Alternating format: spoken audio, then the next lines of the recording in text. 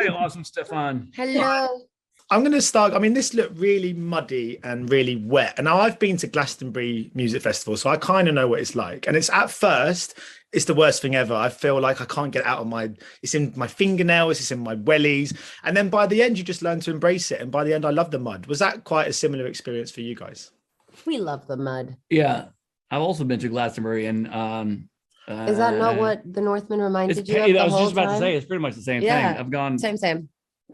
berserk both at Glastonbury and on the set of the Northman. I think we all committed to the elements, and there was definitely you just have to embrace it. Yeah, a feeling of camaraderie, and we all just toughed it out together. And I think took a lot of pride and joy in being able to withstand everything that was being thrown at us. We did it with a lot of joy.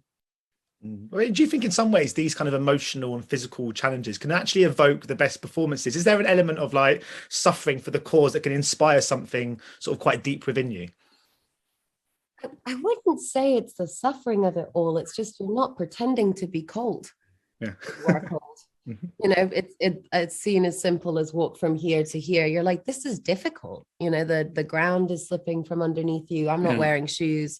Alex is not wearing any shirt. We're just trying to survive. So there's an element that just makes that pretty real. Well, there's always an element of suspending disbelief on a movie set, and Robert Eggers makes it believe in that. a lot. A lot of it you don't have to do that much on a Robert Eggers set because the set is real. It looks like exactly like a Viking farm would have looked like 1,000 years ago. And you know that Rob spent 6 months planning that farm and talking to the carpenter exactly what kind of wood they would use and what technique it would be used to build it. And the long ships were 100% accurate. So and the costumes, everything was real. So then it becomes more immersive than most other experiences I've had on movie sets, because again you step into that world, and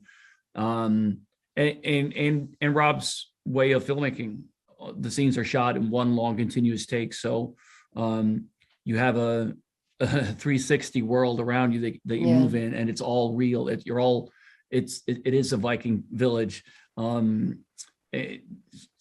it's and again, to shoot it up on a mountaintop with the rain and the wind, and it actually to your point, it makes it easier. You're actually running behind the houses to get out of the wind and to make it out of that day. You're not pretending to, it's just real.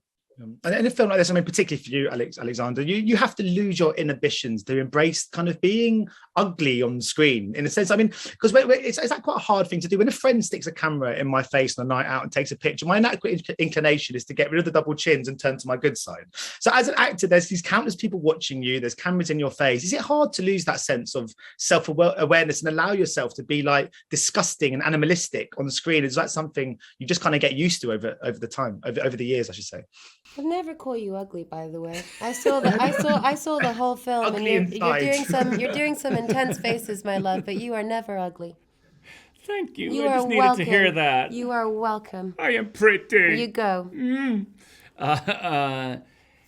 committed.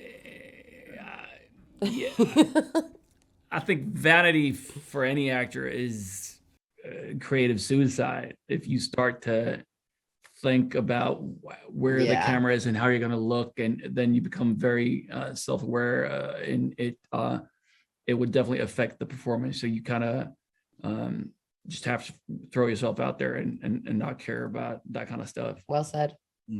Yeah, I meant ugly on the inside, by the way. I've seen you with your top off. My very final question, Anya, I mean, you've worked with Robert before, of course. When developing that bond, and vitally when you trust them, if they contact you about a role, is there's still lots of other factors at play, the strength of the character, the story, or can it be a simple sense of, if that filmmaker wants me, I trust them and I'm going to go and do it? I mean, I think with Rob, it's particularly special because, he's my family. And I remember on The Lighthouse, him calling me and being like, there's no role for you. You could be the mermaid, but I really don't think you should do that. And I was like, don't leave me. I want to come along. But I think, I feel very, very lucky that I'm at a stage now where I've worked quite a bit and I need to, kind of manage my time a bit better, just because I have been going back to back to back for 7 years now. And you don't end up with much of a life when you do that, because you're kind of in the circus the whole time. So I think the answer is I'd always love to work with Robert, but I have, I just have some things to think about as well. Brilliant. Well, thank you so much for your time today. Best luck with the release of the movie. Pleasure. Of course. Thank you so much. Bye-bye. Cheers. Ladies and gentlemen, you're watching Hey You Guys.